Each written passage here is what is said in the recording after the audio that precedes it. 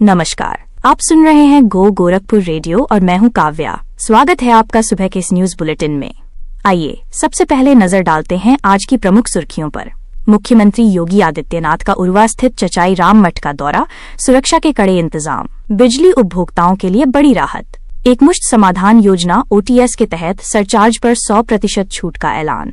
पूर्वोत्तर रेलवे ने कोहरे के कारण 24 ट्रेनों को निरस्त किया, 50 ट्रेनों का संचालन प्रभावित। गोलघर बाजार की 60 साल पुरानी दुकान में लगी भीषण आग, लाखों का सामान जलकर खाक। ये तो थी सुर्खियां। चलिए अब शुरुआत करते हैं शहर की बड़ी खबरों के साथ। सबसे पहले बात करते हैं एक महत्वपूर्ण घटनाक्रम की। मुख्यमंत्री योगी आदित्यनाथ 3 दिसंबर को उर्वा स्थित चचाई राम मठ का दौरा करेंगे। इस दौरे को लेकर युद्ध स्तर पर तैयारियां चल रही हैं। सुरक्षा के कड़े इंतजाम किए जा रहे हैं, जिसके तहत हेलीपैड का निर्माण किया जा रहा है और मठ तक जाने वाले रास्तों का चौड़ीकरण भी हो रहा है। महंत पंचानन पुरी महाराज के ब्रह्मलीन होने के बाद प्रणव पुरी महाराज को मठ का नया महंत नियुक्त किया गया है और मुख्यमंत्री का ये दौरा इसी संदर्भ में है। आयुष विश्वविद्यालय में केंद्रीकृत सॉफ्टवेयर और काउंटरों में सुधार। महायोगी गुरु गोरखनाथ आयुष विश्वविद्यालय में मरीजों की सुविधा के लिए पंजीकरण और दवा वितरण की व्यवस्था को सुधारा गया है। रोगियों की बढ़ती संख्या को देखते हुए पंजीकरण और दवा वितरण काउंटरों को एक बड़े हॉल में स्थानांतरित कर दिया गया है। इतना ही नहीं, रोगी पंजीकरण से लेकर दवा वितरण तक की प्रक्रिया को सुव्यवस्थित करने के लिए एक नया केंद्रीकृत सॉफ्टवेयर सिस्टम भी लागू किया गया है। नाथपंथ तीर्थ सर्किट पर शोध। दीनदयाल उपाध्याय गोरखपुर विश्वविद्यालय को एक बड़ी उपलब्धि मिली है। विश्वविद्यालय अब नाथपंथ के तीर्थ सर्किट पर एक शोध परियोजना शुरू करेगा। इस 2 वर्षीय परियोजना के लिए विश्वविद्यालय को भारतीय दार्शनिक अनुसंधान परिषद ICPR से 10 लाख रुपए का अनुदान प्राप्त हुआ है। इस शोध का मुख्य उद्देश्य नाथपंथ से जुड़े स्थलों के भौगोलिक, सांस्कृतिक और दार्शनिक महत्व का गहन विश्लेषण करना है। अब बात करते हैं बिजली उपभोक्ताओं को मिलने वाली बड़ी राहत की। बिजली बकायेदारों के लिए 1 दिसंबर से एकमुश्त समाधान योजना OTS शुरू की गई है। ये योजना बकायेदारों के लिए बड़ी राहत लेकर आई है। इस योजना के तहत 2 किलोवाट तक के घरेलू और 1 किलोवाट तक के व्यावसायिक उपभोक्ताओं को तीनों चरणों में सरचार्ज पर 100% की छूट मिलेगी। दिसंबर तक चलने वाले पहले चरण में पंजीकरण कराने पर मूल बकाया राशि पर 25% की अतिरिक्त छूट भी दी जाएगी। मतदाता सूची पुनरीक्षण की समय सीमा बढ़ी। गोरखपुर में मतदाता सूची के विशेष गहन पुनरीक्षण SIR के तहत डेटा डिजिटाइजेशन की समय सीमा को बढ़ाकर 11 दिसंबर कर दिया गया है। अब तक 66% फॉर्मों का डिजिटाइजेशन पूरा हो चुका है। इसी क्रम में सांसद रवि किशन शुक्ला ने एक बूथ का निरीक्षण कर नागरिकों को सही ढंग से प्रक्रिया में भाग लेने के लिए प्रोत्साहित किया।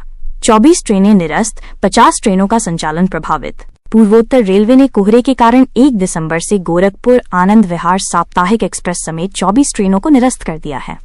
इसके अतिरिक्त हमसफर और बाग एक्सप्रेस सहित 26 अन्य ट्रेनों की आवृत्ति भी कम कर दी गई है। रेलवे प्रशासन के अनुसार अधिक यात्रियों वाली ट्रेनों का संचालन सुचारू रूप से सुनिश्चित करने के लिए 15 फरवरी तक कुल 50 ट्रेनों का संचालन प्रभावित रहेगा। ठंड और धुंध का असर ट्रेनों की आवाजाही पर दिखने लगा है, जिसके कारण गोरखधाम एक्सप्रेस अपने निर्धारित समय से 3 घंटे की देरी से गोरखपुर पहुंची। दिल्ली और दरभंगा मार्गों पर चलने वाली कुछ स्पेशल ट्रेनें भी 11 घंटे तक लेट थीं। आमी नदी का पानी जहरीला, NGT ने मांगी रिपोर्ट। गोरखपुर औद्योगिक विकास प्राधिकरण गीडा क्षेत्र की फैक्ट्रियों से निकलने वाले रसायन युक्त कचरे के कारण आमी नदी का पानी काला और जहरीला हो गया है।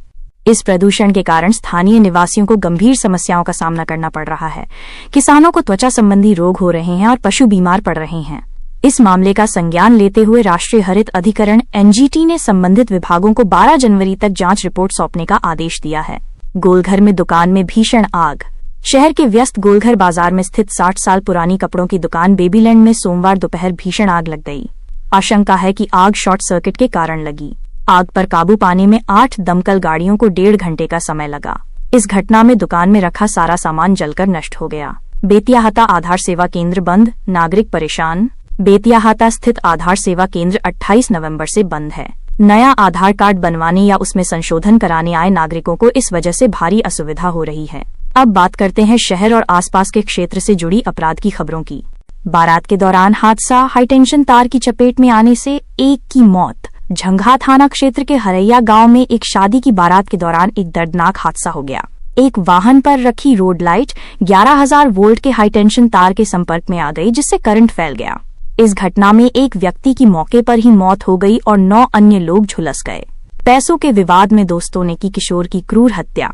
तिवारीपुर थाना क्षेत्र के सूर्य विहार कॉलोनी निवासी 15 वर्षीय किशोर अंबुज भारद्वाज की उसके दोस्तों ने पैसों के लेन देन के विवाद में अपहरण कर बेरहमी से हत्या कर दी। 26 नवंबर को अगवा करने के बाद आरोपियों ने कुल्हाड़ी से गला काटकर उसकी हत्या की और पहचान छिपाने के लिए शव के टुकड़े कर महराजगंज जिले में अलग अलग स्थानों पर फेंक दिया।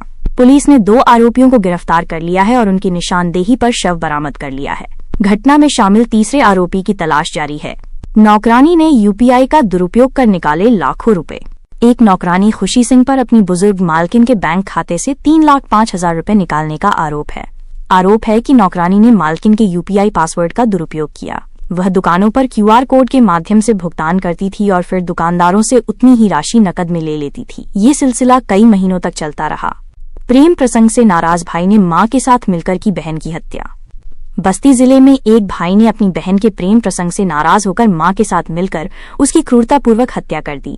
आरोपी मनीष ने पहले बहन के हाथ पैर बांधकर उसे बोरे में भरा, फिर कार में मां की मदद से रस्सी से उसका गला घोंट दिया। इसके बाद उसने गोंडा में शव को फेंककर उसे कार से कुचल दिया।